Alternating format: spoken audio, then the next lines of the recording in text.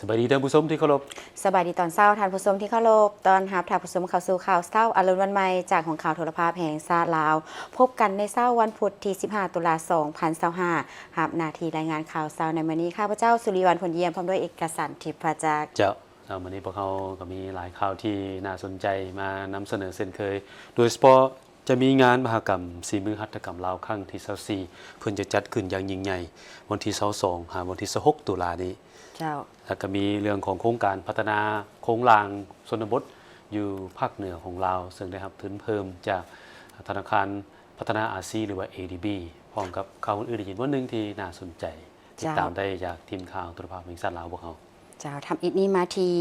คณะโฆษณาผมศูนย์กลางภาคได้ดำเนินกองประชุมผ่านทางรายงานการเมืองและปอนบัตรผู้แทนสมบูรณ์สำหองเข่าห่วมกองประชุมใหญ่ผู้แทนทั่วประเทศครั้งที่12ของพรรคในวันที่14ตุลาคม2025นี้ที่คณะโฆษณาผมศูนย์กลางพรรคได้จัดกองประชุมผ่านทางรายงานการเมืองและปอนบัตรเอาผู้แทนสมบูรณ์สำหองเข่าห่วมกองประชุมใหญ่ผู้แทนทั่วประเทศครั้งที่12ของพรรคโดยการเป็นประธานของสหายคำพันธ์เผยยวงศ์คณะเลขาธิการศูนย์กลางพรรคหัวหน้าคณะโฆษณาผมศูนย์กลางพรรคมีคณะบริหารงานพรรคคณะพรรคฮักฐานเลขาหน่วยพรรคคณะกรมคณะแผนกเข่าห่วมสหายคำพันธ์เผยยวงศ์ได้มีความเห็นกล่าวเปิดกองประชุมครั้งนี้ว่ากองประชุมผ่านทางรายงานการเมืองและปอนบัตรเอาผู้แทนไปร่วมกองประชุมใหญ่ครั้งที่12ของพรรคปฏิบัติตามกฎระเบียบของพรรคประชาชนปฏิวัติลาวสมัยที่11และคำสั่งของคณะเลขาธิการศูนย์กลางพรรคว่าด้วยการกักเกียมและดำเนินกองประชุมใหญ่3ขั้นของพรรคคณะพรรคคณะโฆษณาผมศูนย์กลางพรรคได้ออกมติตกลงว่าด้วยการกักเกียมดำเนินกองประชุมใหญ่ผู้แทนครั้งที่6ของตนซีนำพาคณะกักเกียมกองประชุมขององค์คณะพรรคเพื่อขึ้นแผนการและบาท9การกักเกียมดำเนินเวียกงานรอบด้านต่อมาได้มีแจ้งการของคณะจัดตั้งศูนย์กลางพรรคให้เลื่อนการดำเนินกองประชุมใหญ่องค์คณะพรรคภายหลังกองประชุมใหญ่ผู้แทนทั่วประเทศสำเร็จดังนั้นก็ได้ปรับปรุงแผนการดำเนินงานกองประชุมปัจจุบันกำลังกักเกียมเข้าใส่การดำเนินกองประชุมใหญ่ของคณะพรรคฮักฐานและกองประชุมใหญ่หน่วยพรรคให้สำเร็จก่อนปี2026กองประชุมครั้งนี้ได้พร้อมกันรับฟังห่างบทรายงานการเมืองแผนพัฒนาเวียดงานโฆษณาอบรมและห่างบทสำรวจการนำพารวมของคณะบริหารงานพรรคครั้งที่5พร้อมนั้นก็ได้ประกอบคำเห็นใส่เอกสารเป็นต้นคนควบประกอบคำเห็นใส่ห่างรายงานการเมืองเกี่ยวกับสรุปตีราคาการจัดตั้งปฏิบัติมติกองประชุมใหญ่ครั้งที่5และทิศทางจุดสุมเวียกงานโฆษณาอบรมในระยะ5ปี2026-5ปี2030แผนพัฒนาเวียกงานโฆษณาอบรมฮอดปี2030คนควบประกอบคำเห็นใส่บทสำรวจการนำพาของคณะโฆษณาอบรมศูนย์กลางภาคในระยะ5ปีผ่านมาในใส่ปรับปรุงและยกสูงบทบาทการนำพาขององค์คณะพรรคคณะโฆษณาอบรมศูนย์กลางภาคในซุ้มปีต่อหน้าให้สมคู่กับแนวคิดการเมืองที่พรรคได้มอบหมายให้ดำเนินการเลือกตั้งเอาผู้แทนสมบูรณ์ประกอบด้วย10สหายเลือกเอา8สหายสำห้อง2สหายไปร่วมกองประชุมใหญ่ครั้งที่12ของพรรคและประกาศปรับปรุงซับซ้อนพนักงานการนำคันกลุ่มจำนวนหนึ่งเพื่อสืบต่อซี่นำพาเวียกงานในแต่ละแขนงการในต่อหน้าตื่มอีกมาต่อที่คณะกวดการศูนย์กลางพรรคและองค์การกวดการแห่งรัฐได้จัดกองประชุมสมาชิกพรรคขึ้นอย่างเป็นทางการอยู่สโมสรใหญ่ของคณะกวดการศูนย์กลางพรรคเมื่อวันที่14ตุลาผ่านมากองประชุมโดยการเป็นประธานของสหายคำไหลศรีประเสริฐกรรมการศูนย์กลางพรรคห้องเลขาคณะบริหารงานพรรคห้องประธานคณะกวดการศูนย์กลางพรรคห้องประธานองค์การกวดการแห่งรัฐห้องหัวหน้าองค์การต้านการสองราชบังหลวงขั้นศูนย์กลางในกองประชุมได้พันห่างบทสรุปตีราคาการจัดตั้งปฏิบัติมติกองประชุมใหญ่ครั้งที่4ของคณะพรรคและเวียกงานชุดสุ่มฮอดกองประชุมใหญ่ครั้งที่5ของคณะกวดการศูนย์กลางพรรคและองค์การกวดการแห่งรัฐหลังจากนั้นผู้แทนกองประชุมก็ได้มีการประกอบคำคิดคำเห็นอย่างกงไปกงมาต่อกับห่างบทสรุปดังกล่าวสหายนางวิไลพิรวงศ์ห้องหัวหน้ากลุ่มคุ้มครองพนักงานได้ต่างหน้าคณะจัดตั้งศูนย์กลางพรรคขึ้นผ่านมาตรฐานเงื่อนไขผู้แทนสมบูรณ์สำหองเข้าร่วมกองประชุมใหญ่ครั้งที่12ของพรรคและผ่านมติตกลงของคณะประจำพรรคคณะบริหารงานพรรคคณะกวดการศูนย์กลางพรรคว่าด้วยการอนุมัติรายชื่อบุคลากรออกสมัครรับเลือกตั้งเป็นผู้แทนสมบูรณ์สำหองไปเข้าร่วมกองประชุมใหญ่ผู้แทนทั่วประเทศครั้งที่12ของพรรคพร้อมกันนั้น บรรดาสมาชิกพรรคก็ได้พร้อมกันใช้สิทธิประชาธิปไตยของตนปอนบัตรเลือกตั้งเอาผู้แทนสมบูรณ์สำรองซึ่งมีผู้ออกสมัครรับเลือกตั้ง8สหายแต่นั้นเลือกเอาผู้แทนสมบูรณ์6สหายผู้แทนสำรอง2สหายไปเข้าร่วมกองประชุมใหญ่ผู้แทนทั่วประเทศครั้งที่12ของพรรคในโอกาสดังกล่าวนี้สหายคำไหลศรีประเสริฐก็ได้มีคำเห็นต่อกองประชุมซึ่งก่อนอื่นสหายได้ย่องยอซุมเซยต่อบรรดาผลสำเร็จในการเคลื่อนไหวนำภาษีนำเวียกงานกวดกาพรรคกวดการัฐและต้านการส่อราษฎร์บังหลวงในระยะที่ผ่านมาพร้อมทั้งเน้นให้คณะพรรคสมาชิกพรรคต้องเป็นเจ้าการจัดตั้งเสริมซึมพันขยายมติคำสั่งกฎระเบียบของพรรคข้อกำหนดกฎหมายของรัฐและระเบียบการต่างๆให้ทั่วถึงเลิกซึ่งปรับปรุงแบบแผนนำพาและวิธีการเฮ็ดเวียกของคณะพรรคเคารพและปฏิบัติกฎหมายของพรรคกฎหมายของรัฐบรรดาข้อห้ามสำหรับสมาชิกพรรคให้เข้มงวดติดตามและสุกยู่เวียกงานกวดกาพรรคกวดการัฐและต้านการส่อราษฎร์บังหลวงตามพระราชบทบาทสิทธิและหน้าที่ของตนอยู่กระทรวงองค์การและบรรดาแขวงนครหลวงให้เป็นปกติพร้อมทั้งฮีบฮ้อนจะตั้งเสริมซึมและพันขยายเนื้อในของกองประชุมในเทื่อนี้ให้ปรากฏผลเป็นจริงในตอนเช้าของวันที่ 14 ตุลาคม 2025 ศูนย์บริหารรัฐดิจิทัลกระทรวงเทคโนโลยีและการสื่อสารร่วมกับกลุ่มบริษัทอาโลเทคโนโลยีและบริษัทศูนย์ข้อมูลข่าวสารจีนอาเซียนได้จัดกองประชุมสัมมนาเกี่ยวกับระบบปัญญาประดิษฐ์ลาวหรือลาว AI กองประชุมโดยการเป็นประธานของปริญญาเอกสันติสุขสิมมาลาวงศ์รองรัฐมนตรีกระทรวงเทคโนโลยีและการสื่อสารมีต่างหน้าจากบรรดากระทรวงองค์การเทียบเท่าและบรรดาบริษัทเข้าร่วมกองประชุมสัมมนาในครั้งนี้ได้มีการนำเสนอและรายงานความคืบหน้าการค้นคว้าและพัฒนาระบบปัญญาประดิษฐ์ลาวหรือลาว AI ในรูปแบบภาษาลาวนอกนั้นยังเปิดเวทีเพื่อแลกเปลี่ยนกันระหว่างภาครัฐและบรรดาผู้เชี่ยวชาญนักค้นคว้าและบริษัทเอกชนที่มีบทเรียนเกี่ยวกับการนำใช้ระบบปัญญาประดิษฐ์เข้าในเวียกงานการสร้างวิสัยทัศน์เกี่ยวกับการพัฒนาและการนำใช้ AI การกำหนดทิศทางยุทธศาสตร์และแผนงานในการสร้างระบบปัญญาประดิษฐ์ลาวหรือลาว AI ให้มีความเข้มแข็งสามารถตอบสนองข้อมูลให้แก่ผู้สวมใช้โดยอิงใส่ผลประโยชน์ของชาติเป็นหลักและการสุกยู่ร่วมมือเพื่อสร้างเป็นเครือข่ายและสามารถร่วมกันได้ทุกภาคส่วนในการพัฒนาระบบปัญญาประดิษฐ์ลาวหรือลาว AI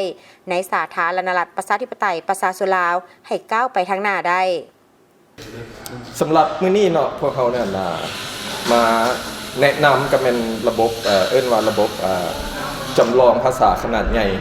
แบบปัญญาประดิษฐ์ซึ่งระบบดังกล่าวนี้แม่นหลายๆท่านก็เคยใช้แบบ ChatGPT บ่ DeepSeek เนาะคือได้ยินอยู่จีนก็มันก็เป็นคล้ายๆกันกับตัวนั้น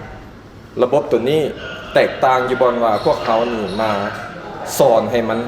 เข้าใจประวัติศาสตร์การเมืองวัฒนธรรมแล้วก็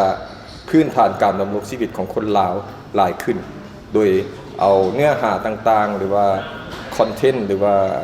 บทความหนังสือพิมพ์วารสารต่างๆบทเรียนบทสอนต่างๆนี่ไปสอนให้มันคือ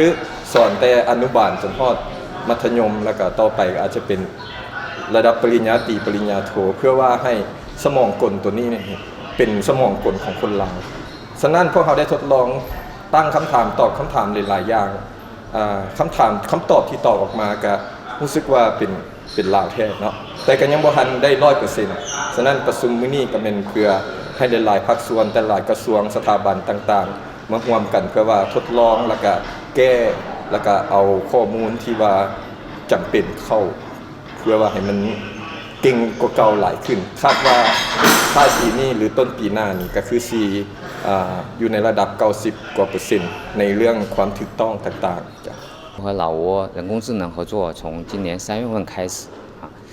การร่วมมือลาวจีนเนาะซึ่งว่าโดยเฉพาะมันทางด้านคะแนนการเนี่ยนะปัญญาประดิษฐ์ AI นี่มันได้เริ่มต้นจากปี2025ซึ่งเริ่มต้นจากเดือน3ผ่านมานี่เนาะแล้วก็ได้ร่วมมือกับทางบริษัททางบริษัทอาโลเนาะอาโลเทคโนโลยีซึ่งว่าบริษัท CIS ก็ถือว่าเป็นตัวแทนจากทางเบื้องสปจีนโดยที่ว่าทางแขวงกวางซีที่ว่าเป็นตัวแทนจากทางเบื้องรัฐบาลสปจีนเนาะที่ว่าได้ร่วมมือกับทางเบื้องอาเซียนโดยเฉพาะเป็นสปปลาวเฮาแล้วก็ได้เริ่มต้นพัฒนาโครงการระบบปัญญาประดิษฐ์มาในจนฮอดปีเดือนสิงหาคม2025เนี่ยพวกเขาก็ได้ เปิดตัวอย่างเป็นทางการอยู่ทางเบื้องอยู่สปจีนเนาะโดยเฉพาะเป็นในงานอาเซียนจีนอาเซียนเอ็กซ์โปนี่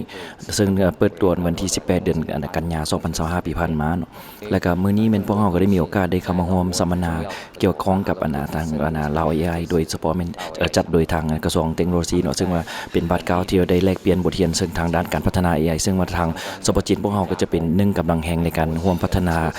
ให้ทางลาว AI เพื่อส่งเสริมการร่วมมือกันพัฒนาทางด้านเป็นเทคโนโลยีให้ก้าวหน้าขึ้นไปเรื่อยๆ การสร้างระบบปัญญาประดิษฐ์ลาวหรือลาว AI บ่แม่นการนำใช้เทคโนโลยีเพียงเท่านั้นอีกทางยังเป็นการพัฒนาระบบปัญญาประดิษฐ์ที่เข้าใจและโต้ตอบในรูปแบบภาษาลาวเรียนรู้วัฒนธรรมฮิตของประเพณีของชาติลาวเข้าใจเนื้อในช่วยเหลือคนลาวในการพัฒนาต่อยอดและสร้างมูลค่าเพิ่มในการนำใช้ระบบปัญญาประดิษฐ์ให้เกิดประโยชน์อีกด้วยนอกจากนี้การพัฒนาระบบปัญญาประดิษฐ์ลาวยังพัฒนาตามจุดสุมของสาธารณรัฐประชาธิปไตยประชาชนลาวเพื่อสุขอยู่และส่งเสริมในด้านต่างๆเช่นด้านการเกษตรกรรมด้านสาธารณสุขด้านการศึกษาและด้านการท่องเที่ยวและการบริการซึ่งยังมีสิ่งท้าทายหลายประการในด้านการสร้างบุคลากรการพัฒนาบนพื้นฐานโครงสร้างการสร้างฐานข้อมูลภาษาลาวขนาดใหญ่และการวางขอบกฎหมายจรรยาบรรณในการนำใช้ AI ให้มีคุณภาพมีประสิทธิภาพมีประสิทธิผลยิ่งขึ้นมาต่อที่งานมหกรรมสีมือหัตถกรรมลาวครั้งที่24แล้วถือว่าจัดมาหลายครั้งสมควรเนาะซึ่งปีนี้ก็ประจำปี2025เพื่อจะจัดขึ้นอย่างยิ่งใหญ่ติดพันกับเอกลักษณ์ภายใต้คำควรสีไม้ลายมือคืออุทยานแห่งการท่องเที่ยวภายใต้หัวข้อตำหูกผูกหักอนุรักษ์ประเพณีและการแต่งดอก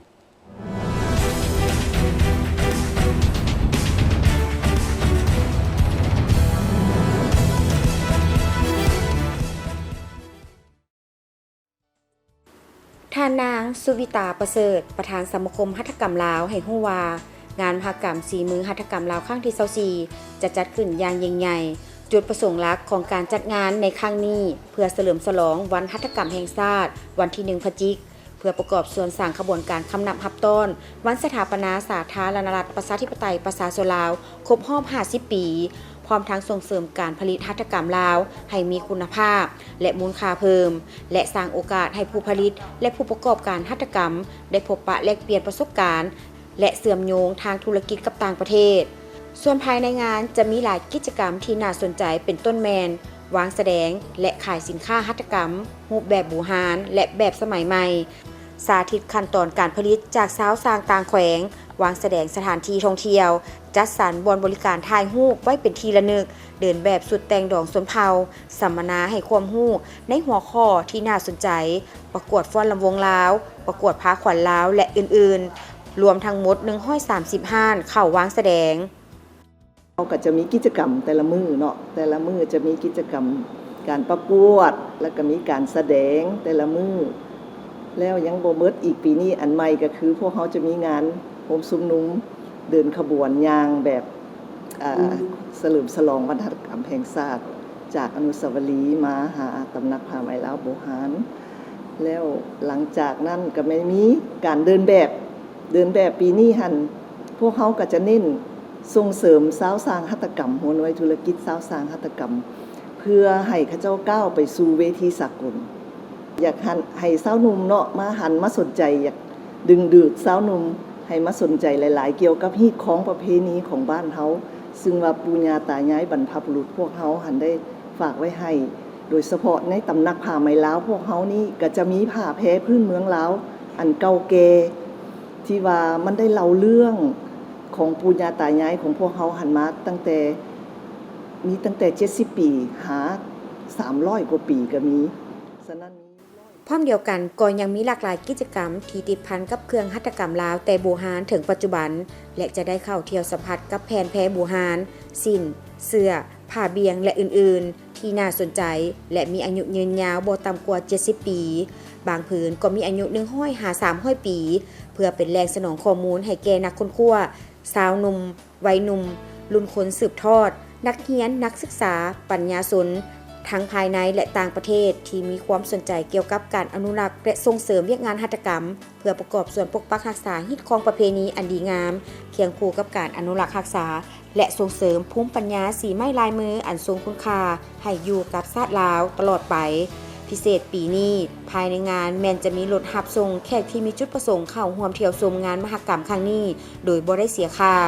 งานมหกรรมสีมือหัตถกรรมลาวครั้งนี้จะได้จัดขึ้นเป็นเวลา5วันเริ่มแต่วันที่22-26 ตุลาคม 2025ที่ตำหนักผ้าไหมลาวบูฮานซึ่งตั้งอยู่บ้านเสียงยืนเมืองจันทบุรีนครหลวงเวียงจันทน์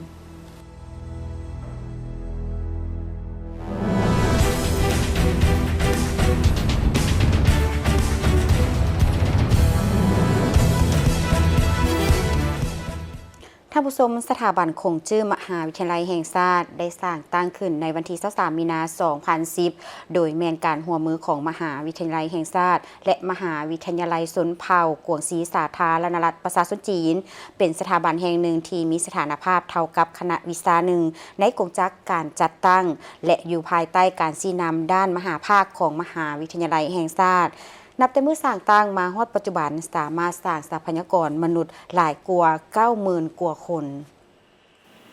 จากการสนทนากับทานคำหงจันทวงศ์ผู้อำนวยการสถาบันคงจื้อมหาวิทยาลัยแห่งชาติแห่งฮู้ว่าปัจจุบันสถาบันคงจื้อมีห้องเรียนคงจื้อที่ขึ้นกับจำนวน5แห่งคือห้องเรียนคงจื้อมส.สาธิตมส.เวียงจันทน์โรงเรียนชนเผ่ากินนอนวังเวียงสถาบันการเมืองการปกครองแห่งชาติและวิทยุกระจายเสียงแห่งชาติลาวซึ่งมีภาระบทบาทส่งเสริมการร่วมมือและแลกเปลี่ยนทางด้านการศึกษาการสร้างหลักสูตรการฝึกอบรมวัฒนธรรมและวิทยาศาสตร์ระหว่างสาธารณรัฐประชาธิปไตยประชาชนลาวกับสาธารณรัฐประชาชนจีนเพื่อพัฒนาทรัพยากรมนุษย์อยู่ภายในและภายนอกมหาวิทยาลัยแห่งชาติด้วยการจัดตั้งการเรียนการสอนเพื่อก่อสร้างนักวิชาการนักค้นคว้านักวิทยาศาสตร์และให้การบริการทางด้านวิชาการให้แก่สังคมในสาขาภาษาจีนและอื่นๆภายในสถาบันคงจื้อมีพนักงานฝ่ายลาวจำนวน14คนหญิง10คนพนักงานตามสัญญา6คนหญิง2คนฝ่ายจีนมีพนักงานครูอาจารย์อาสาสมัครทั้งหมด42คนหญิง38คนนับแต่เมื่อสร้างตั้งในปี 2010 มาฮอดปัจจุบันสามารถสร้างทรัพยากรมนุษย์ได้หลายกว่า 90,000 กว่าคนเปิดการเรียนการสอนมาในสุดที่31พวกเขากับพยายามยึดมั่นเอาคุณภาพเป็นหลักแต่ย้อนว่าทางสังคมเชื่อมั่นต่อวิธีการคิดสอนของพวกเขานี่ได้ยึดถือเอาครูเจ้าของภาษาเป็นหลักในการคิดสอนให้แก่ทางนักศึกษาลาวของพวกเขาฉะนั้นอยู่ในนี้ก็เลยเฮ็ดให้มีความหลายคนกระตือรือร้นอยากมาเรียนภาษาจีนเพราะว่าเขารู้ว่าเมื่อจบแล้วได้ภาษาจีนแล้วการสอบด้วยเหตุงานทำก็จะได้ดีขึ้นกว่าเก่าและอยู่ในนี้ทางพวกเขานี่ก็ได้จัดตั้งเรียกงานการเรียนการสอนโดยเฉพาะประมาณ 90% แม้นพวกเขาใช้ครูคนจีนในการคิดสอนบางทีเขาก็เคยรายงานให้แก่สังคมรู้ว่ามีการเรียนการสอนอยู่5เวลามีพักเช้าจันทร์พฤหัสพักบ่ายพักค่ำพักเช้าเสาร์อาทิตย์และพักบ่ายเสาร์อาทิตย์ตัวนี้ก็ย้อนว่าพวกเขาเวลาเขาก็มีเอิ้นว่าหลากหลายทางเลือกเฮ็ดให้คนที่มีเวลาว่างก็สามารถมาเรียนได้ตรงนี้ฉะนั้นอยู่ในนี้ทางพวกเขาข้าพเจ้าร่วมกับทางกลุ่มในการฝ่ายจีนท่านเฟิงกวงหัวท่านพวกเขาก็เน้นหนักตลอดว่าเรื่องการเรียนการสอนมันจะต้องยึดเอาสำหรับหลักสูตรการเรียนการสอนแม่นอิงตามหลักสูตรของสาธารณรัฐประชาชนจีนสร้างตั้งหลักสูตรปริญญาตรีสาขาครูภาษาจีนปี 2021 และปีนี้เป็นสุดทำอิฐที่มีนักศึกษาจบหลักสูตรปริญญาตรีสาขาครูภาษาจีนและมีแผนจะเปิดการเรียนการสอนในขั้นระดับปริญญาเอกในต่อหน้าสำหรับนักศึกษาทุกเรียน 2025-2026 มีทั้งหมด 354 คนหญิง 200 คนปัจจุบันนักศึกษาที่กำลังเรียนปี 3 ปี 4 มีมหาวิทยาลัยชนเผ่ากวงศรีจำนวน 104 คนหญิง 57 คนเพื่อรับประกันด้านคุณภาพจึงได้จัดการสอบเสียงคัดเลือกโดยใช้ภาษาลาวภาษาจีนและอังกฤษ พร้อมเดียวกันนั้นนอกจากการจัดตั้งการเรียนการสอนแล้วทางสถาบันยังได้มีหลากหลายกิจกรรมที่ติดพันกับการใช้ภาษาจีนเพื่อเปิดโอกาสให้นักศึกษาการแสดงออกถึงเวทีสร้างทักษะให้มีความสำนิสำนานเฮ็ดให้เขาเจ้ามีความมั่นใจขึ้นเติมอีก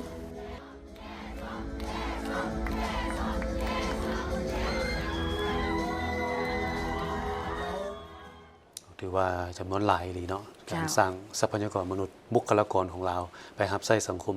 ในปัจจุบันนี้ความต้องการด้านผู้ที่รู้จักภาษาจีนนี่ก็หลายพวกเขามาต่อที่โครงการพัฒนาโครงรางชนบทภาคเหนือทุนเพิ่มจากธนาคารพัฒนาอาซีหรือว่า ADB เข้าในโครงเขตเวียกงานกสิกรรมและสิ่งแวดล้อมก็คือการพัฒนาเศรษฐกิจในแขวงหลวงน้ำทา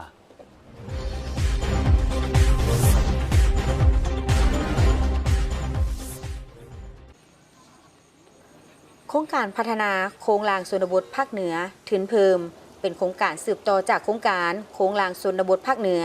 โดยได้เริ่มจัดตั้งปฏิบัติภายในแขวงหลวงน้ำทา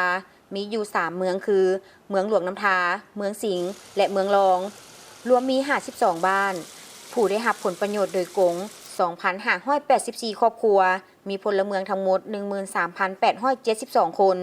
เริ่มจัดตั้งปฏิบัติโครงการในช่วงปี 2017 หา 2024 และปิดโครงการขั้นแขวงในวันที่ 29 กุมภาพันธ์ 2024 มูลค่าได้รับโครงการทั้งหมด 7 ล้านกว่าดอลลาร์สหรัฐและเฉพาะอยู่หลวงน้ำทาของพวกเขานี่แม่นเพิ่นได้ช่วยอยู่มีอยู่3เมืองเมืองที่1แม่นอยู่เมืองหลวงน้ำทาเมืองที่2แม่นเมืองสิงห์เมืองที่3เป็นเมืองร้อง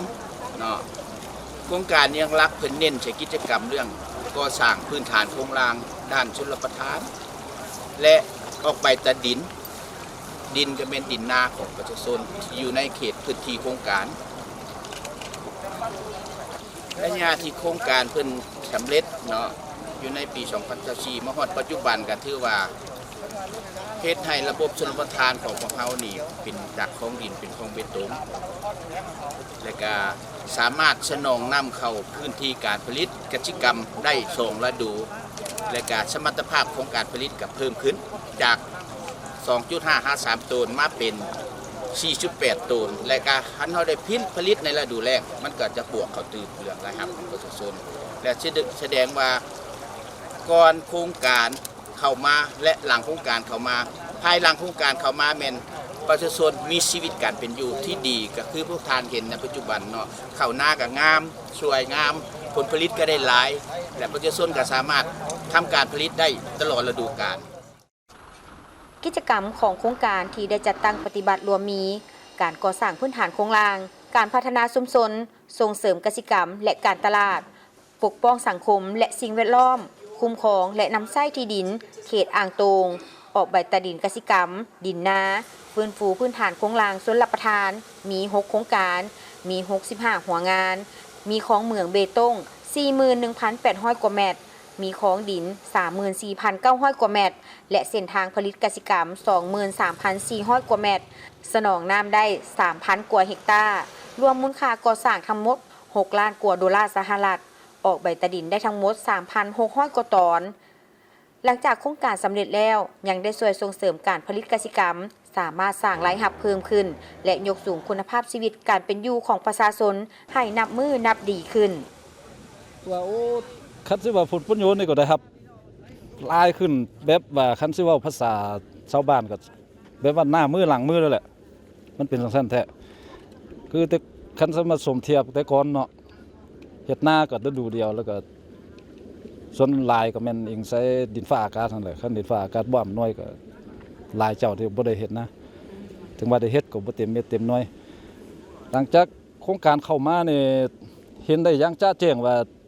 คือทงหน้านี่ตามเฮาเบิ่งตัวจริงนี่เนาะมันก็เขียวงามแบบนี้แต่ก็เฮ็ดได้2ฤดูเฮ็ดได้2ฤดูสามารถปลูกพืชฤดูแล้งก็คือเป็นต้นแบบปลูกถั่วปลูกผักปลูกมีผลตลาดได้ภายหลังที่ว่าได้มีโครงการชลประทานเฮาเข้ามาช่วยแม่นข้าพเจ้าได้มีโอกาสไปเรียนรู้นำเสนอเทคนิคกสิกรรมแล้วก็ ไปทัศนศึกษาแลกเปลี่ยนบทเรียนกับชาวนาต่างแขวงได้เฮ็ดให้ข้าพเจ้ามีความรู้เทคนิคด้านกสิกรรมส่งมาเนาะส่วนรับประทานเฮาได้ตอบสนองนำตามความต้องการของแต่ละฤดูกาลของต้นข้าวเนาะแม้นสามารถเฮ็ดให้ผลผลิตของเฮาได้รับคุณภาพดีแล้วก็เพิ่มขึ้นสูงหลาย ครอบครัวเอื้อยแม่นได้เฮ็ดนาฤดูหนึงเนาะหลังจากเฮ็ดนาฤดูหนึงแล้วก็เอาข้าวปีออกแล้วก็แม่นได้ปลูกถั่วปลูกมะเพ็ดมะเขือปลูกมะอื้อผักกาดผักบัวผักเทียมเพื่อเข้าเสริมรายได้ครอบครัวเนาะเพื่อเฮาเฮ็ดแบบธรรมชาติเฮาเหลือกินเฮาก็ไปขายอยู่ตลาดรายรับตอนที่ยังบ่ทันมีโครงการเข้ามาช่วยเหลือแม่นได้รับในแม่นเฮาได้น้อยเนาะประมาณ2 ถึง 3 ล้านหลังจากโครงการเข้ามาแล้วแม่นเฮาก็ได้ผลผลิตเฮาก็มีดีขึ้นน้ำเพียงพอต้องการกับความที่เฮาเฮ็ดผลผลิตแม่นได้ครับของเฮาแม่นได้ประมาณ60 ถึง 70 ล้านต่อปี I was also really happy to see that they've โครงการได้ช่วยเหลือสนองพื้นฐานโครงรางและสิ่งอำนวยความสะดวกให้กับประชาชนได้ทำการผลิตสิ่งนี้ได้บ่งบอกว่าเขาเจ้าได้รับมากผลต่อการผลิตกสิกรรมของเขาเจ้าเพื่อสร้างรายได้นอกนั้นเมื่อมีรายรับยังสามารถส่งลูกไปหำเฮียนเพื่อได้รับการศึกษาที่สูงขึ้นนอกนั้นบางครอบครัวยังเอารายรับที่ได้รับนั้นลงทุนต่อยอดไปสู่ธุรกิจครอบครัวและอื่นๆเช่นซื้อรถบรรทุกมาหับจ้างขนผลผลิตกสิกรรมออกสู่ตลาดให้แก่ชุมชนโครงการพัฒนาพื้นฐานโครงรางกสิกรรมโครงการดังกล่าวยังได้ช่วยเหลือประกอบส่วนในการส่งเสริมการพัฒนากสิกรรมและพัฒนาเศรษฐกิจสังคมภายในแขวงหลวงน้ำทาอีกด้วย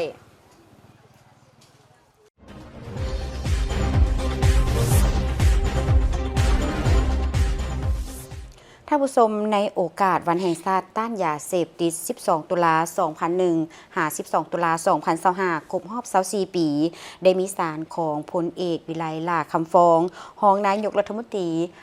รีกระทรวงป้องกันความสงบ เพื่อสรุปผลงานถอดถอนบทเรียนในการจัดตั้งปฏิบัติเวียกงานกฎกาและการจัดตั้งปฏิบัติวาระแห่งชาติว่าด้วยการแก้ไขปัญหายาเสพติดระยะ1 ปีผ่านมา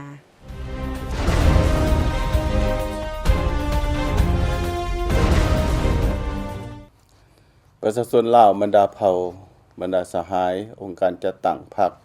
รัฐบาลบรรดาทานในองค์การจัดตั้งมหาชนองค์การจัดตั้งสากลชาวต่างดาวที่เข้ามาดำเนินธุรกิจดำรงชีวิตอยู่สปป.ลาวที่นับถือและฮักแพงข้าพเจ้าตั้งหน้าให้รัฐบาลก็คือคณะกรรมการแก้ไขปัญหายาเสพติดระดับชาติในการจัดตั้งปฏิบัติวาระแห่งชาติว่าโดยการแก้ไขปัญหายาเสพติดและแนะนำส่วนตัวขอนำเอาความอยู่ยามถามข่าวอันอบอุ่นความสามัคคีฮักแพงอันสนิทสนมมายังพ่อแม่ประชาชนเพื่อนมิตรสหายนายและพลทหารนายและพลตำรวจและพนักงานราชการในขอบเขตทั่วประเทศเนื่องในโอกาสวันแห่งชาติต้านยาเสพติดครบรอบ24 ปีวันที่ 12 ตุลาปี 2001 วันที่ 12 ตุลาปี 2025ที่ได้หมุนเวียนมาบรรจบครบรอบอีกเวลาหนึ่งในมื้อนี้ซึ่งจะเป็นโอกาสที่ดีให้พวกเขา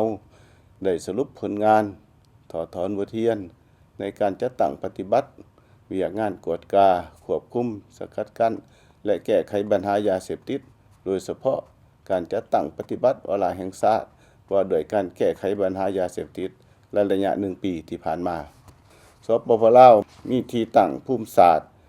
ในอนุภาคพื้นลุ่มแม่น้ำของมีชายแดนติดจอดกับหลายประเทศสปป.ลาวได้เปิดกว้างการพัวพันร่วมมือกับภาคพื้นและสากลตามทิศเชื่อมโยงเชื่อมจอดกับบรรดาประเทศซึ่งเป็นเงื่อนไขให้ลาวกลายเป็นทางผ่านในการลักลอบค้าขายยาเสพติดขนส่งยาเสพติดและสารเคมีต้นที่เป็นส่วนผสมในการผลิตยาเสพติดสภาพปัญหายาเสพติดอยู่สปป.ลาวก็คือหลายประเทศอยู่ในโลกได้แพร่ระบาดแต่ตัวเมืองไปสู่ชนบทในหลายระดับที่แตกต่างกันได้กลายเป็นสาเหตุพาให้เกิดปัญหาปรากฏการณ์หย่อเถาะและอาชญากรรมประเภทต่าง จำนวนคดียาเสพติดผู้ถูกหานักโทษผู้ติดยาเสพติดและจำนวนยาเสพติดแต่ละประเภทที่ยึดและจับได้เพิ่มขึ้นอย่างน่าเป็นห่วงเล่ห์เหลี่ยมการเคลื่อนไหวลักลอบขนส่งค้าขายจำหน่ายยาเสพติดมีลักษณะเลิกแลบแนบเนียนด้วยหลายวิธีการมีรูปการที่สลับซับซ้อนมีการสุกเสืองผสมสิ่งเสพติดลงในผลิตภัณฑ์บางชนิดที่สังคมนำใช้และบริโภคประจำวันกลุ่มคนเหล่านั้นเคลื่อนไหวเป็นกลุ่มก้อนเครือข่ายแน่นหนาเสื่อมโทรมทั้งภายในและต่างประเทศนำใส่พาหนะและอุปกรณ์ที่ทันสมัยมีอาวุธเกียมพร้อมตอบโต้กับเจ้าหน้าที่ของพวกเขาย้อนเห็นได้ภัยอันตรายและความจำเป็นตัวจริงในการแก้ไขปัญหาดังกล่าวให้เด็ดขาดโปร่งใสเป็นมืออาชีพในปีผ่านมากระทรวงป้องกันความสงบในนามเป็นเสนาธิการให้ศูนย์กลางพรรครัฐบาลก็คือการนำพาสี่นำการจัดตั้งปฏิบัติวาระแห่งชาติว่าโดยการแก้ไขปัญหายาเสพติดแต่ปี 2024 หาปี 2025 อย่างจริงจังตลอดมาฮอดณเวลานี้แม้นเป็นระยะสืบต่อของการจัดตั้งปฏิบัติเวียกงานดังกล่าวฮอดท้ายปี 2025 ซึ่งทุกภาคส่วนทุกแขนงการที่เกี่ยวของได้สุมใส่ฮกเวียกจุดสุมที่กำหนดไว้ทั้งได้จัดตั้งปฏิบัติเข้าสู่เวียกงานตัวจริงอย่างต่างหน้าประชาชนลาวบรรดาเผ่าที่นับถือดังนั้นเพื่อสกัดกั้นบ่ให้ปัญหายาเสพติดที่เป็นต้นเหตุ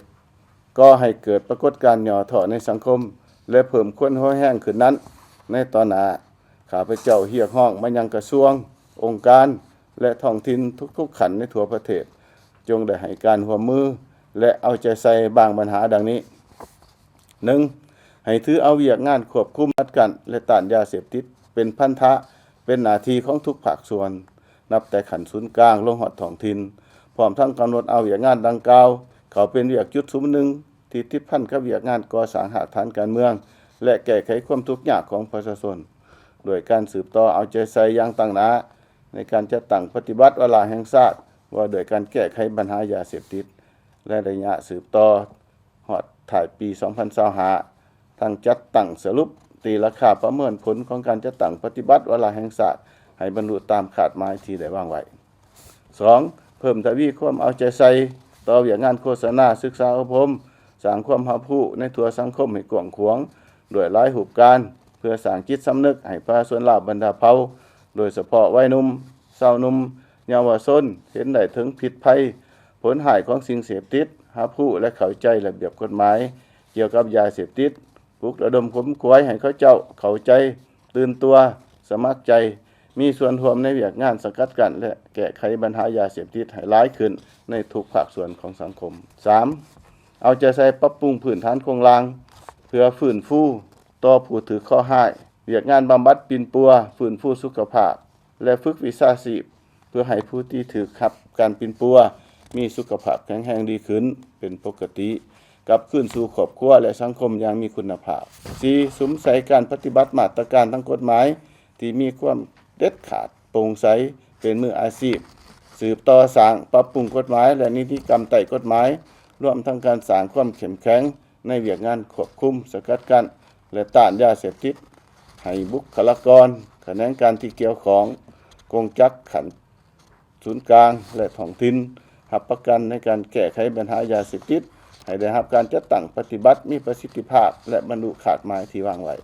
5. สืบต่อปรับปรุงกงจักรสภาบริหารกองทุนควบคุมสกัดกั้นต้านยาเสพติดในทั่วประเทศให้สำเร็จมีความเป็นเอกภาพสามารถสนองงบประมาณรับใช้เวียกงานควบคุมสกัดกั้นและต้านยาเสพติดได้ในระดับใดหนึ่งที่แน่นอน 6. เอาใจใส่ติดตามกฎกาศึกษาอบรมประชาชนบ่ให้ลักลอบปลูกพืชที่มีสารเสพติดสุขอยู่ส่งเสริมช่วยเหลือให้เขาเจ้าได้มีเงินไขหันไปประกอบอาชีพอื่นที่มั่นคงแทนการปลูกพืชที่มีสารเสพติดผิดกฎหมายพร้อมทั้งให้ดำเนินมาตรการด้านกฎหมายอย่างเด็ดขาดต่อผู้กระทำผิด 7. เพิ่มทวีการพัวพันหัวมือกับภาคพื้นและสากลเพื่อหยาดแยงเอาการสนับสนุนการแบ่งปัน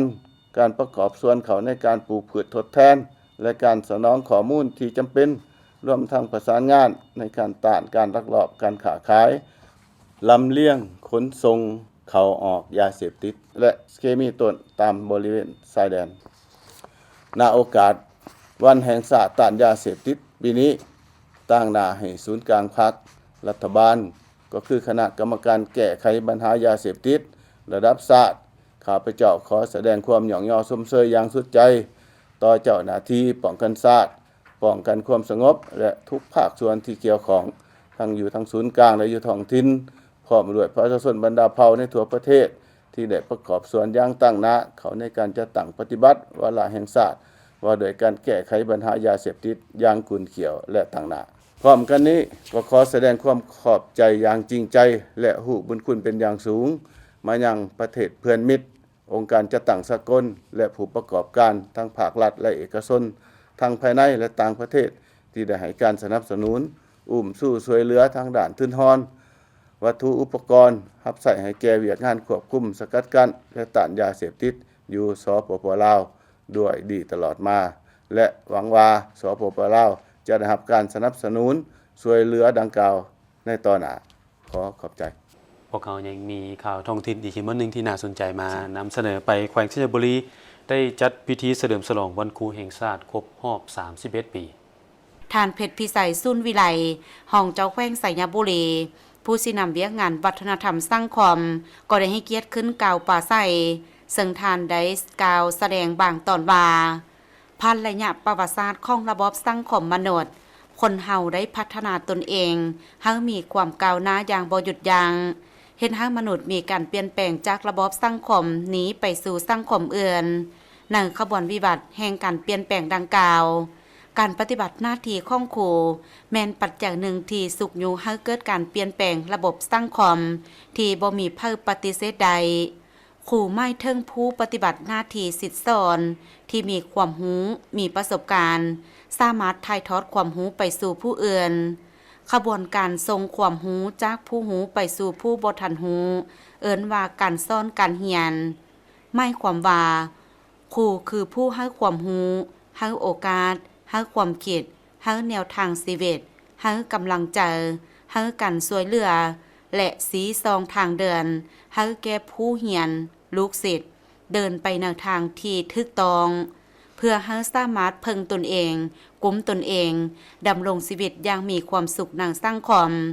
และประกอบส่วนในการสร้างสร้างพัฒนาบ้านเมืองและประเทศชาติให้เจริญก้าวขึ้นยิ่งๆจึงสามารถเว้าได้ว่าครูคือแสงสว่างยังทางให้ทุกคนเดินไปสู่ความสำเร็จครูคือนักวิศวกรเล่าแหลมจิตวิญญาณของคนและในตอนท้ายของพิธีได้ผ่านข้อตกลงมอบนามบัญญัติครูพัฒนาดีเด่นใบย่องยอจากกระทรวงใบย่องยอใบสมเสยเจ้าแขวงแผนกศึกษาธิการและกีฬาแขวงให้พนักงานครูอาวุโสบำนาญผู้ที่มีผลงานดีเด่นเติมอีกยกระดับการแก้ไขเสื้อยาต้านเสื้อให้วิชาการแขวงหลวงพระบางกองประชุมครั้งนี้ได้เต้าโหมบรรดาผู้เชี่ยวชาญและผู้ต่างหน้าจากภาคส่วนสุขภาพคนและสุขภาพสัตว์เพื่อปรึกษาหารือเกี่ยวกับภัยคุกคามของเสื้อต้านยาต้านเสื้อเพิ่มทวีการร่วมมือแบบสุขภาพหนึ่งเดียวโดยการแบ่งปันประสบการณ์และข้อมูลระหว่างภาคส่วนสุขภาพคนและสัตว์โดยเฉพาะแม่นการซุ่มซาสิ่งท้าทายด้าน AMR ในกองประชุมทานวิเซน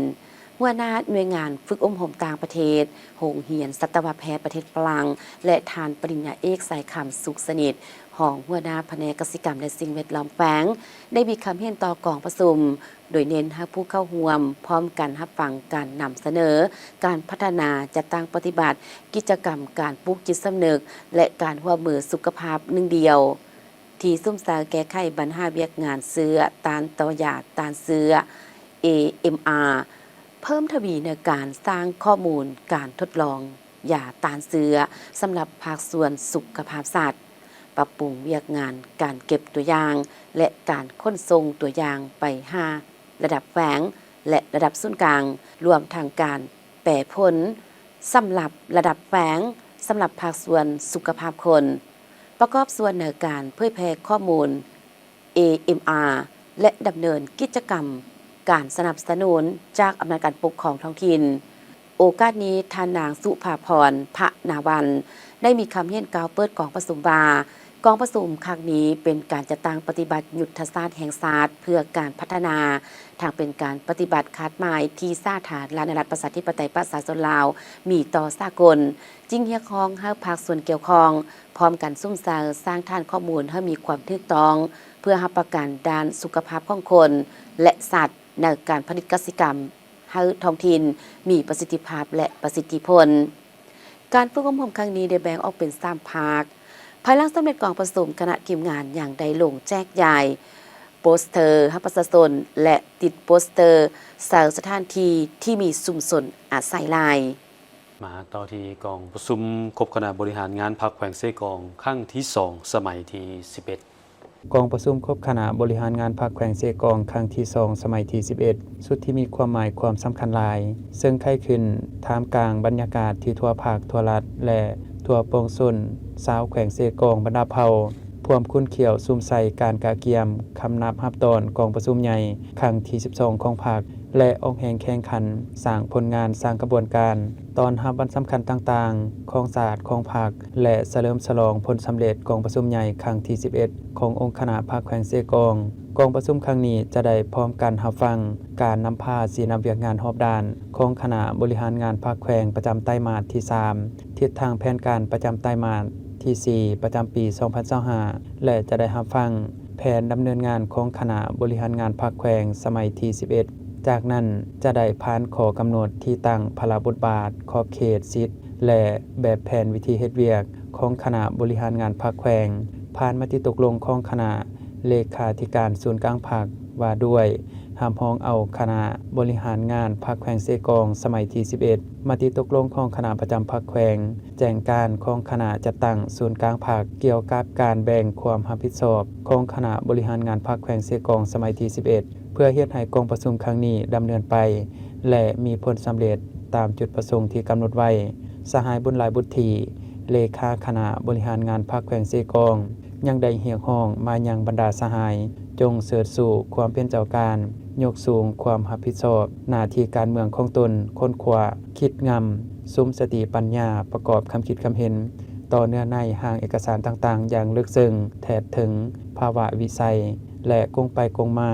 กล่าวไปถึงความเป็นเอกภาพสูงต่อปัญหาที่ยกขึ้นและพร้อมการปฏิบัติระเบียบของกองประชุมอย่างเข้มงวดท่านผู้ชมมื้อนี้ข่าวเช้าอรุณใหม่ของพวกเราก็หมดเวลาลงแล้วขอบใจทุกท่านที่ให้เกียรติติดตามรับชมโฆษกพร้อมทีมงานต้องขอลาไปก่อนสบายดี